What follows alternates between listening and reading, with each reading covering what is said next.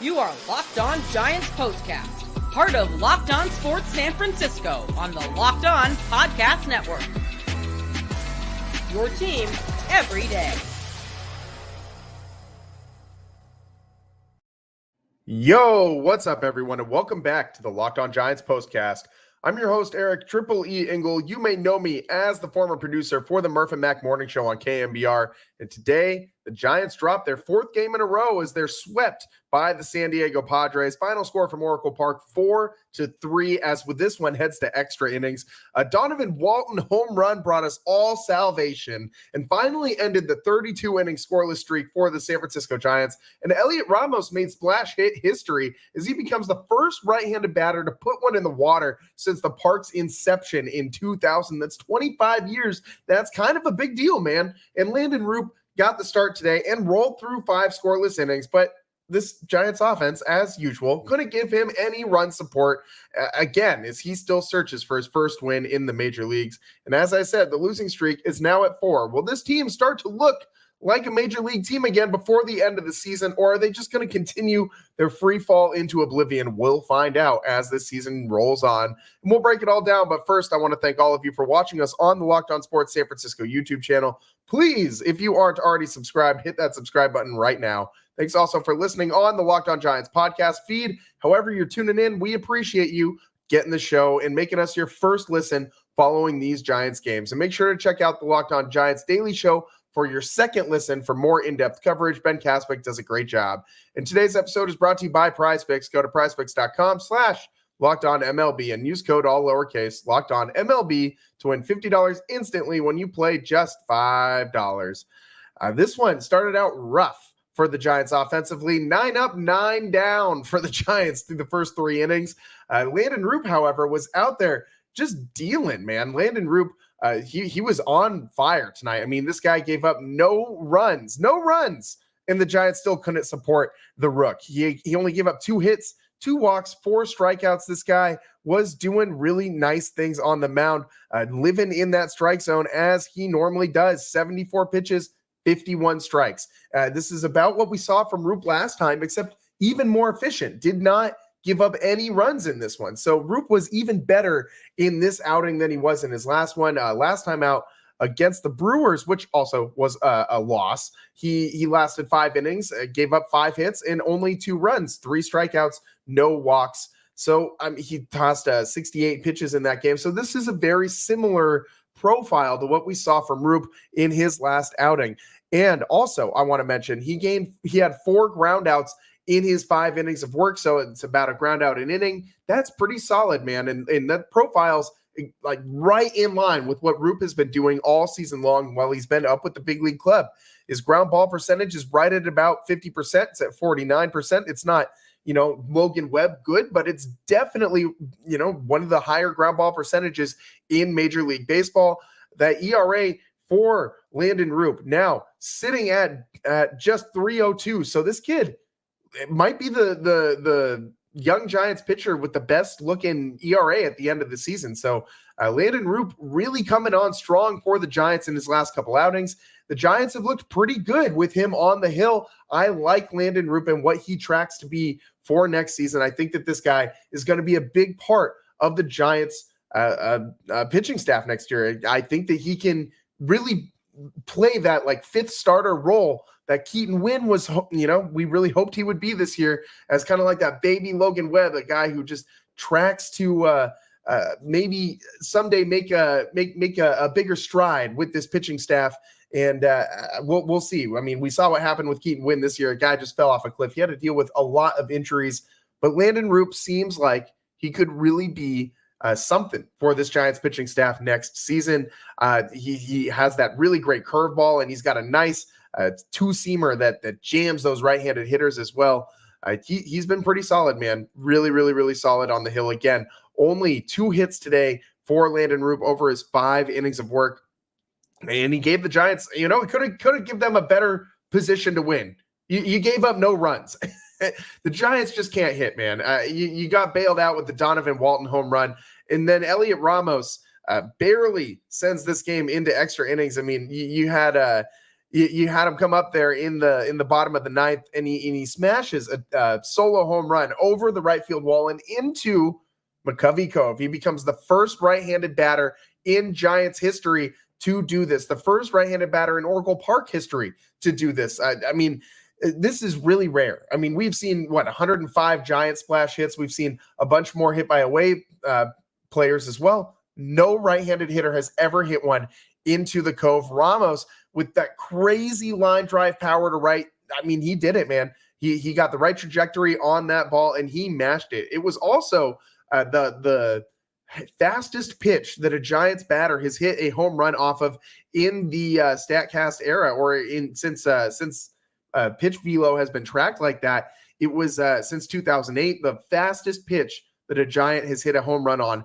That pitch was over 100 miles an hour, and Ramos, I mean, he did a great job. And that is something that I think is important as well, because while that wasn't a high fastball, he's kind of struggled to go the opposite direction with fastballs on the outside half of the plate. That one, he got all of it. Maybe it was on the, it was like, on the outer third, but like just barely on the outer third of the plate. Was pretty close to being right down the middle. So it wasn't too high for him. He was able to get around on that one. That pitch was 102 or 100.2 miles an hour, 100.2. And the exit velo, 103.8. It went 394 off the bat, launch angle 30 degrees for Heliot Ramos on that home run, his 21st of the year. And if you noticed, Ramos was wearing a number 21, just like I'm wearing right now. You might have a hard time seeing it on the stream, but today, Roberto Clemente Day, honoring what many regard as one of the best baseball players of all time, one of the best Caribbean baseball players of all time, maybe the best. The Puerto Rican who was, we have the Roberto Clemente Award named after him. His namesake is, an award for basically just being a good dude, a humanitarian, and a badass baseball player, all wrapped up into one. Roberto Clemente, I wish I could have seen this guy play in my lifetime. I'm 30 years old, 31 years old, so not old enough to have seen Roberto Clemente live, but I've gone back, watched all the highlights. I got my education. Don't worry. I know what Roberto Clemente means to this game of baseball, especially to Latin American culture and baseball and all of those things. And of course, he's Puerto Rican, so is Heliot Ramos. So Ramos out there wearing the number 21 gamer, hits his 21st home run of the season in the number 21. It would have been, perfect if the Giants were able to win this game, come around and get one more run there in the bottom of the ninth, but they're not able to do that. And then in the 10th inning, here comes Camilo Doval.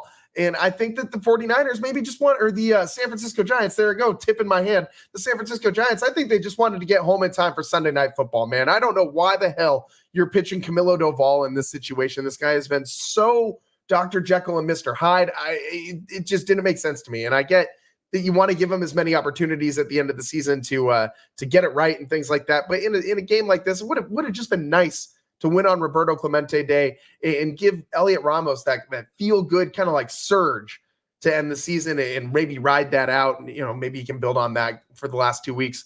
Nope, we get Camilo Doval to come in and gives up a leadoff single to Peralta. Manfred scores, gives the Padres a 3-2 lead just like that.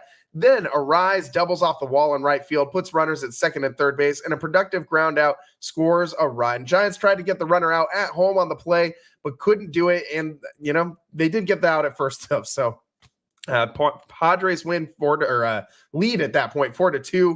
That very important run, that second run that you scored there in the top of the 10th. It's not, I'm not going to say it's easy to score the Manfred Man, because we've seen the Giants lose a lot of games this year where they haven't been able to score that guy. But you kind of anticipate you should, with 3 opportunities, be able to score that runner from second base. You need to get that second run, especially if you're the team batting first in extra innings. The Padres did exactly that. It's something the Giants were unable to do multiple times this year. The Giants then come up in the bottom of the 10th, and to their credit, they move the Manfred Man over to third base with a productive Luciano groundout. And then Conforto gives one a ride, but it dies at the warning track. Runner tags from third and scores on the play. Trim that Padres lead to 4-3, just 1 run lead. We know how the Giants do in these one run games, though. Not very good. Bailey is the Giants' last hope, and he grounds out to third to end this one as the Giants lose 4-3 to the San Diego Padres. And man, oh man, this was just frustrating. Another super frustrating loss because the Giants, they only had 4 hits all day. They had another error on defense. Mark Canha booted one at first base. I mean, Canha didn't bring a glove with him yesterday to right field. Looks like he didn't really bring a glove with him today to first base. I don't know why the hell the Giants are still screwing around with guys that are on the wrong side of 30. And I mean, Canha this year, 238 batting average, 683 OPS. We really doing this? We traded for this guy midseason. I know he's a Cal grad and a Bay Area guy and a great locker room presence and all that. You know what I want to see the Giants go and get? Is a guy who's really great on the field and hits home runs and RBIs and extra base hits and plays some defense. That's what I want to see the Giants go out and get. Not a guy who's just, batting 238 and a great locker room guy. They have enough of those on the team. Plenty of leading the league in great locker room guys batting 238. The Giants have been for the last couple of years, has not translated to very many wins. This team now with the loss, 72-78. That's not a good record. The Giants 6 games below 500. We have 2 weeks left in this season. We have 10 games left or 12 games left. So it's game number 150 for the Giants. Are they going to show us anything before the end of the season, or are we just going to limp to the finish line, circle in the drain slowly? Should we just old Yeller this team right now? Like, my God, should we just say, hey, let's wave the white flag for the last 10 games and maybe just, start the offseason program right now? This Giants team has shown me absolutely nothing to really get behind over these last few days, except for Landen Roupp today. It was all right. Mason Black yesterday, the only thing that we could talk about that was good from yesterday wasn't really a good thing. It was just that Mason Black wasn't bad. That was our best thing that we got from yesterday. Today, the best thing is Heliot Ramos, Oppo Taco, splash hit, the first right-handed batter to ever do it. That's a cool little thing. It makes it even cooler that he did it on Roberto Clemente Day. And obviously, that's a big deal for anybody, especially a kid from Puerto Rico. That's got to be a really big deal for Heliot Ramos. And hopefully that propels him and gives him a little lift to end this season and carry him through the rest of these 12 games. His 21st home run of the season. Let's see if he can get to 25. Go on a little bit of a tear to end the season. That would be pretty impressive, I think, if Ramos is able to finish the season off with 25 home runs. In retrospect, with how few games he's played. Didn't come up till May. If he had played the entire month of April, maybe he gets to that magic number 30, which has been so elusive to the Giants for what feels like forever at this point. Since Barry Bonds left, they have not had a guy over 30 home runs. Heliot Ramos making the case to be the first guy to do that since Barry Bonds when he comes back next season for the Giants. And I'm really assuming he's going to be the starting left fielder next season, which means that streak will continue of a new starting left fielder every year on opening day since Barry Bonds left. So, this just continues to roll on, and the Giants continue to just be so pathetic. This is an unserious baseball team. The 32 consecutive scoreless innings, man. 32 consecutive scoreless innings. The Giants snapped the streak, but we got to talk about the streak. We can't not talk about that streak. It's defining of this Giants season. We also should mention today the Giants honored Orlando Cepeda, a pregame celebration of life for the Hall of Famer. He passed away on June 28th at the age of 86, shortly after another Giants legend, Willie Mays, had passed away earlier this season. A very emotional season for the San Francisco Giants. They haven't been able to turn that emotion into wins, though. Has not translated to good play on the field. I wish they could have won this one for Orlando Cepeda, too. A lot of vibes and particles out there for the Giants today. So Orlando Cepeda, another Puerto Rican who, we could have honored today with a win. Heliot Ramos, I'm sure, was thinking about all of this in the back of his mind as he watched that ball sail into McCovey Cove for the first time off the bat of a right-handed hitter since the park was opened in the year 2000. That's 25 years that no one has accomplished this. Heliot Ramos becomes the first in Major League Baseball to do it, and credit to him. Let's take a quick break here on the Locked On Giants postcast. A lot to get into. We got to talk about this scoreless inning streak. We got to talk a little bit, of course, about Orlando Cepeda, how the Giants honored him today. And let's take a quick break here on the Locked On Giants postcast. We also got to talk about Roberto Clemente Day, of course, out at the yard. I'm wearing the only time you'll ever catch me wearing a Pirates gamer, the Roberto Clemente gamer. I had to throw it on today. Ramos even wearing a 21 out there for Roberto Clemente on today's this September 15th, this Sunday, September 15th, and the Giants didn't translate to a win. They fall 4-3 out at Oracle Park. Let's take a quick break here on the Locked On Giants postcast. I'm your host, Eric Triple E Engel. We'll be right back.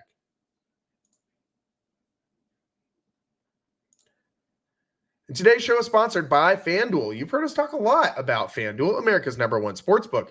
Well, we have something a little different for you now. Through September 22nd, all FanDuel customers can bet just $5 and get a free 3-week trial of NFL Sunday Ticket from YouTube and YouTube TV. How cool is that, man? I mean, you got to jump on this. You only got about 1 week left. It ends September 22nd.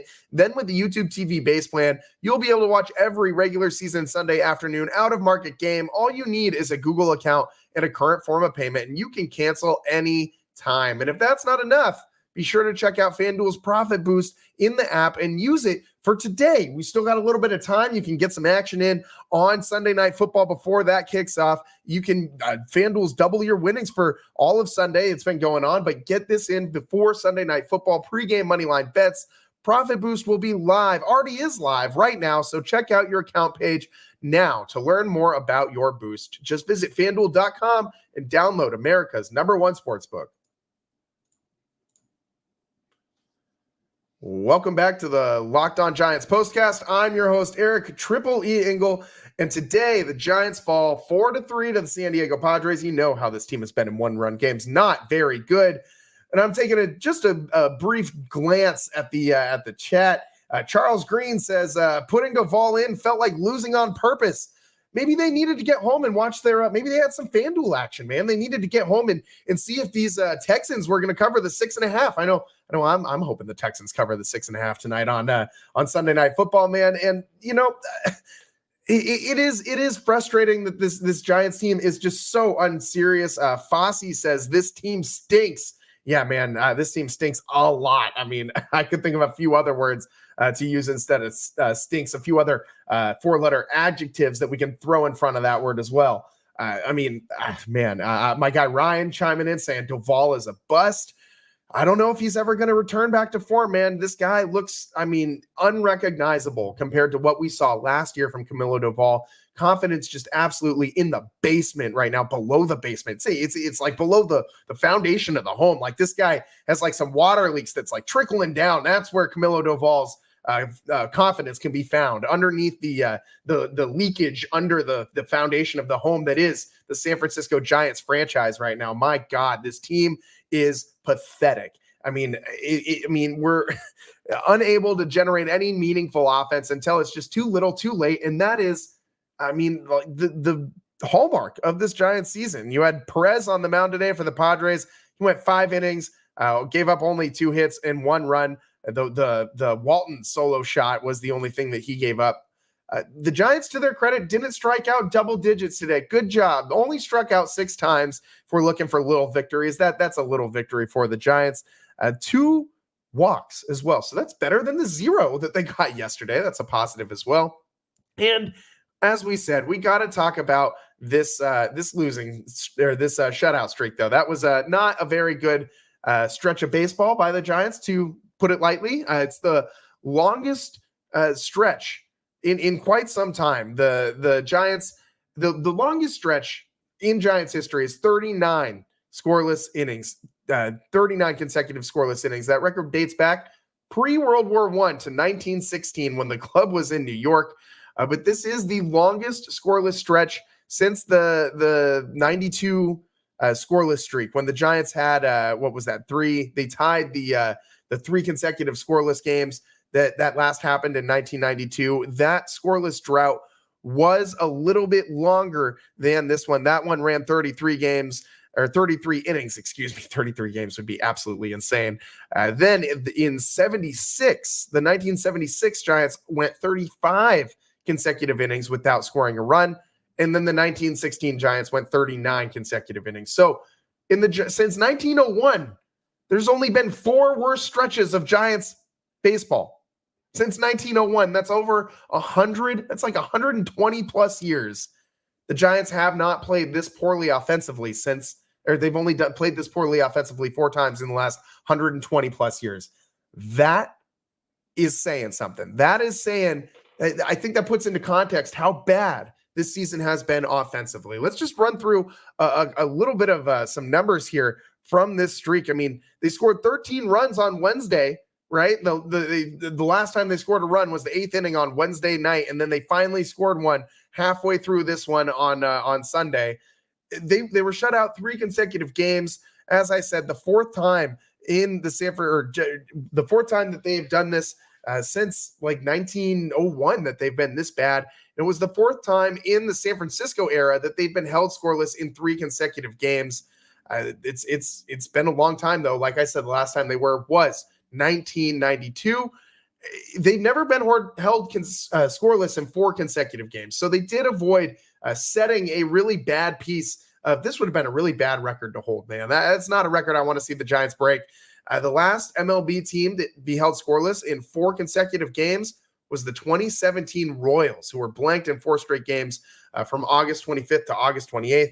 It's been really hard for the Giants to generate any offense over this stretch. I mean, that even walks have been hard for this team to come by. It's been hard for them to even put the ball in play. They've been striking out double-digit times every time. Like I said, today, marginally better. They only strike out 6 times, which isn't, a ton, but it's not, it's not nothing either. So the Giants, I'm not saying that they played good tonight, but, they figured it out a little bit better than other nights. If they had played well, they would have won this game. I mean, you only lost by 1 run on the homestand. Now they're 1-5. They went 1-5 on this 6-game homestand. The losses have been bad. Coming into this one, in these 4 losses prior to today's game, the Giants were only batting 144 at the plate. 4 doubles, a home run, 7 walks, and 43 strikeouts. 43 strikeouts. So you add the 6 today, it's 49 strikeouts over this 6-game homestand. That's really bad, man. Like just really, really, really bad. It's demoralizing. Like I don't even know why we're watching these games anymore. I mean, you had everyone fill up the yard today, and I'm not going to say I don't know why people were out at the yard today, because I do know why, and it was to honor Orlando Cepeda and Roberto Clemente, and it's season's winding down, one of the last Sunday home games of the year, and it's like I said, Roberto Clemente Day, honoring Orlando Cepeda with a pregame celebration that was really honest. It was really moving to see the Giants out there doing all of this for a guy who, it could have been easy to kind of pass the buck on this with everything they did for Willie Mays, and to kind of just say we did it for Willie. They wouldn't outwardly say that, but the Giants very easily could have kind of just put all their resources into honoring Willie Mays and maybe not, done as much for Orlando Cepeda, but they really gave the Baby Bull his flowers. I'm not a big fan of that saying, but we're going to use it today. They gave the Baby Bull his flowers, and it was well deserving. It was a great ceremony. There's one thing the Giants do very well. It is put on these ceremonies out at the ballpark. So let's talk about it. Orlando Cepeda honored here on Roberto Clemente Day, as Heliot Ramos honors them in the best way that he can with an Oppo Taco splash hit, the first one in Oracle Park's 20-plus year history.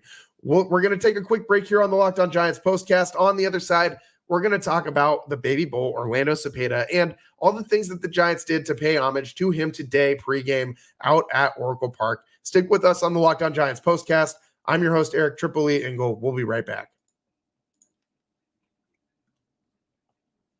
Today's show is sponsored by PrizePicks. PrizePicks is America's #1 daily fantasy sports app with over 5 million active members. PrizePicks is the easiest and most exciting way to play daily fantasy sports. And unlike other apps on PrizePicks, it's just you against the numbers. All you do is pick more or less on 2 to 6 player stat projections and watch those winnings roll in. You can now win up to 100 times your money on PrizePicks with as little as 4 correct picks. You can turn $10 into $1,000. Sign up today and get $50 instantly when you play just $5. You don't even need to win to receive the $50 bonus. It's guaranteed. PrizePicks invented the flex play, which means you can still cash out your lineup if it isn't perfect.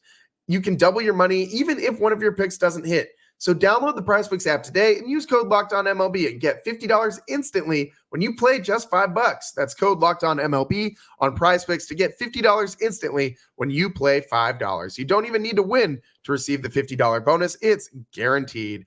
PrizePicks, run your game. Welcome back to the Locked On Giants postcast. I'm your host, Eric Triple E Engel. Today on Roberto Clemente Day, the Giants fall to the San Diego Padres as they are swept out at Oracle Park. 4-3 your final as this one goes 10.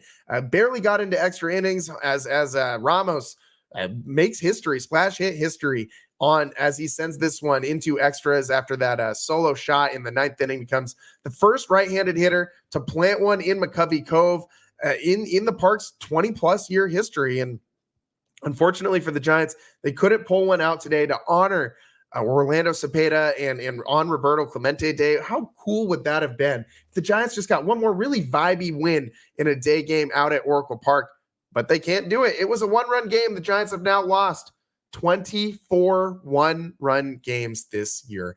And it feels like just since the month of August that they've probably had like at least 10 or 15 of those in that month of August. The Giants as a whole have played 46 one-run games this year. 46 one-run games. That is a ton of really close matchups. And if they had been able to tilt some of those in their favor this season, would feel a lot differently right now. But today, another opportunity to win one of these one-run games, and the Giants can't do it. It would have been great to do so, though, as they were honored Orlando Cepeda, the baby bull on the field, who passed away earlier this season on June 28th at the age of 86.